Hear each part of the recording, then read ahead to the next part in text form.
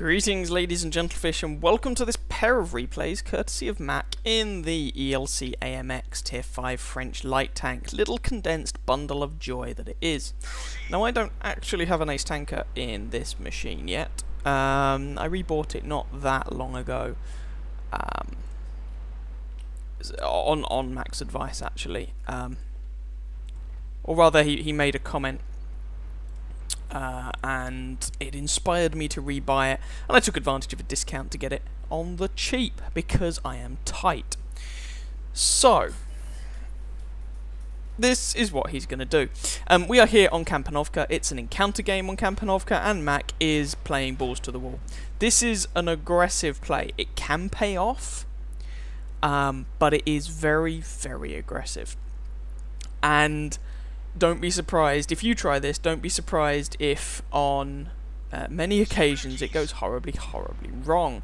So there's currently a Lux and a Tiger 1 heading straight for his position. He puts the Lux out of its misery because this little tank packs a 90mm gun that has more penetration than the 90mm on the Hellcat, and Tiger takes off half his health. He's a bit lucky, it's only half actually. The average damage of the Tiger would do more than that. And knocks out his engine. He manages to pick up the kill on the Tiger, however, but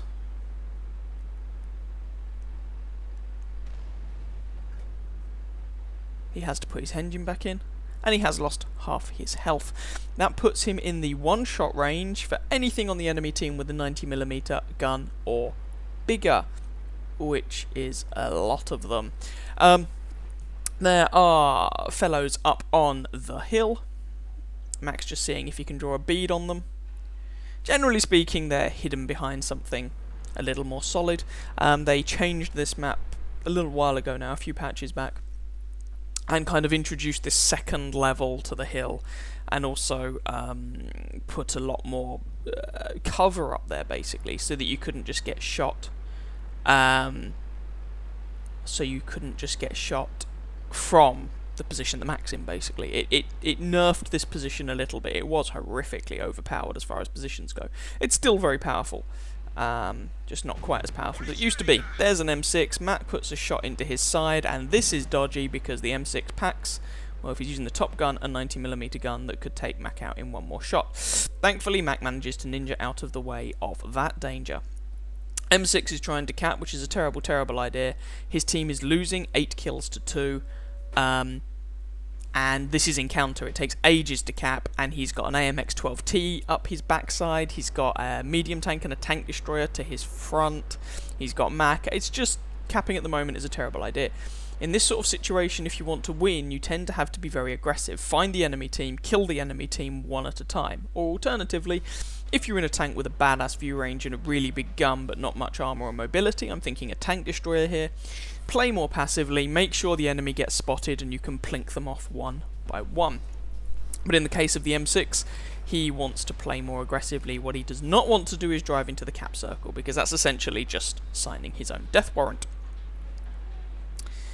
Advertising his position and painting a massive shoot me sign over his head. Now, Mac is taking a bead on the T-25-2, who is now dead. Tier 7 American tank destroyer there, the turreted one, and puts a shot through the side of the turret of the KV-3, pulling back to a position from which hopefully these bushes can retain his camo value if he shoots again, or when he shoots again. KV-3 manages to pull into cover, frustratingly enough, but it's only him, an M4 Sherman, and the artillery left. So this match should now be a foregone conclusion. It was quite a short affair. There's the M4 in question. I would aim that shot a little bit lower. There we go, just to try and make sure the shot doesn't hit the Sherman's gun mantle, because that's the only place he's really going to bounce you. I'm going to bounce this 90mm gun. But this gun is not particularly accurate at the best of times, and its aim time is measured in weeks. So you do have to be a little bit careful with your shot placement. Just leaves the artillery. You could load a HE round here if you wanted to try and maximise your chances of one-shotting the artillery. But then again, the ELC has quite a long reload, so maybe it would have maybe the gun wouldn't have reloaded in time, although I think it would have done. And there's the M44 with high explosive. He'd have done 320 average damage. As it is, it's a bit immaterial. Mac picks up the kill anyway. Someone else had already put a shot in, and that's the game. 4 kills, nice amount of damage, and as it turns out, quite a lot of assistance damage. So have a look at the post-battle results, and then we'll jump into game number 2. Once again the ELC, once again courtesy of Mac, but the map's different this time.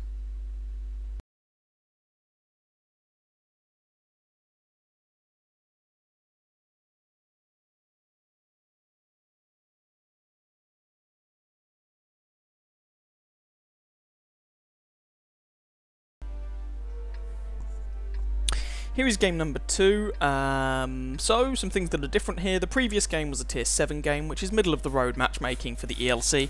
This is a tier 8 game, which is the worst matchmaking the ELC sees. There were too many C's in that. Oh well. And we are now on the Live Oaks map, rather than Kampanovka, which is more what you might think is kind of an optimal light tank map. This is much less so. Initially, Mac is, perhaps surprisingly, heading toward the town, but there are some spots over on this side of the map that you can use to, well, spot things from. Some locations from which you can spot. That'll do. That'll do. Mac... Whoa, God, there's a lot of stuff. Mac doesn't run binocular telescopes, and the view range on the ELC is a little lackluster.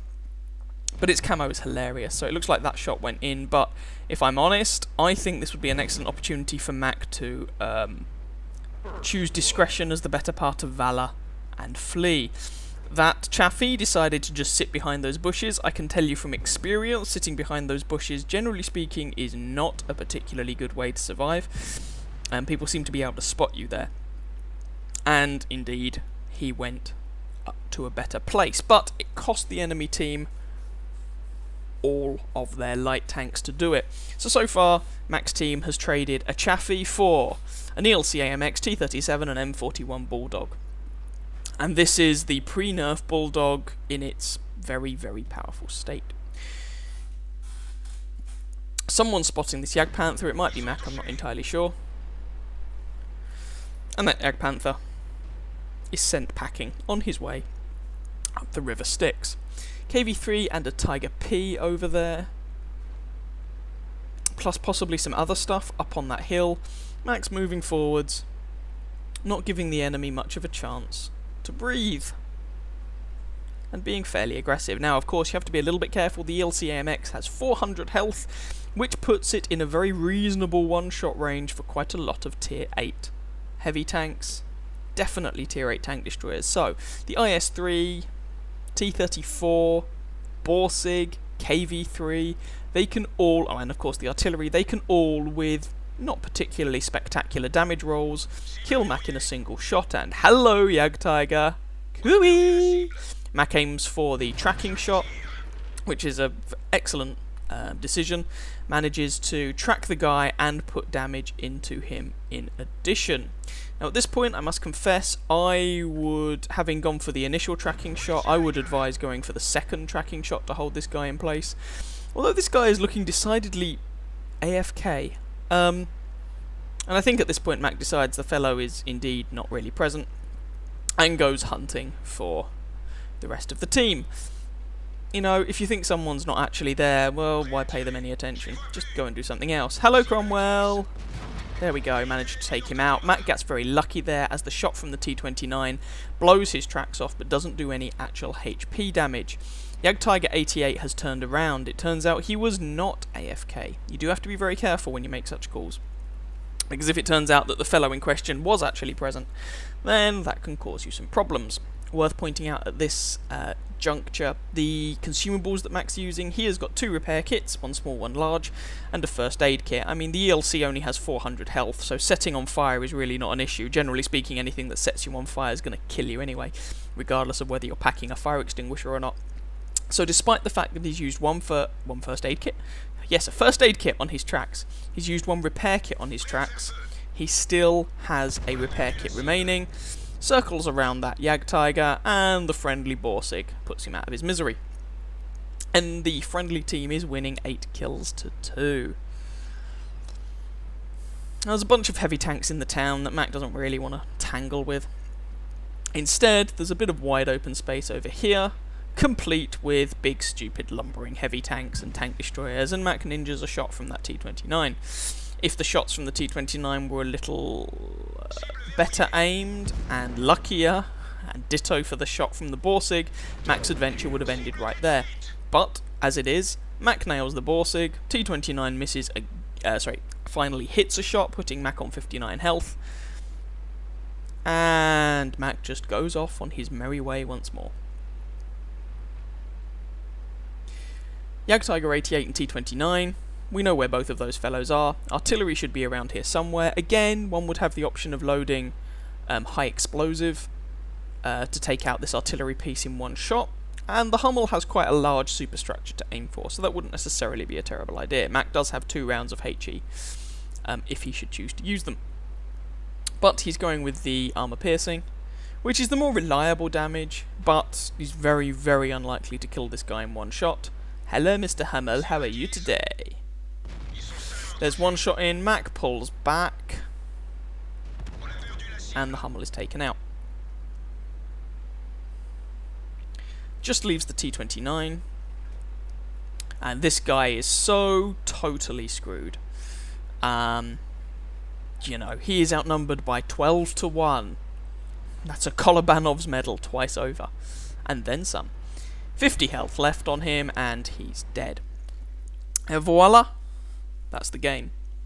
Lovely pair of games there from Mac that I hope you enjoyed. If I were to offer him any advice from those 2 games, it would be the ELC packs a 90mm gun, which is pretty darn hefty, considering it's only a light tank and only a tier 5 light tank. I think if you look at the various light tank tech lines, I don't think any of them get access to a gun that big again until the AMX 1390 at tier 8.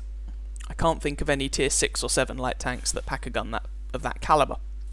That means is the high explosive rounds are very nice, so if you're hunting for artillery and you think you can afford the 10 odd seconds to reload the round, I would recommend loading high explosive to try and make those one shots against artillery more reliable. Because you have such a long reload, if you don't kill the artillery in one shot, you can sometimes come a cropper and have problems. But all told, lovely pair of games there from Mac. I hope you guys enjoyed them. If you did, please feel free to catch some of my other videos, including plenty of other light tank gameplay from Mac himself, and or subscribe to my channel, and I wish you very happy hunting on that battlefield. Ciao, ciao.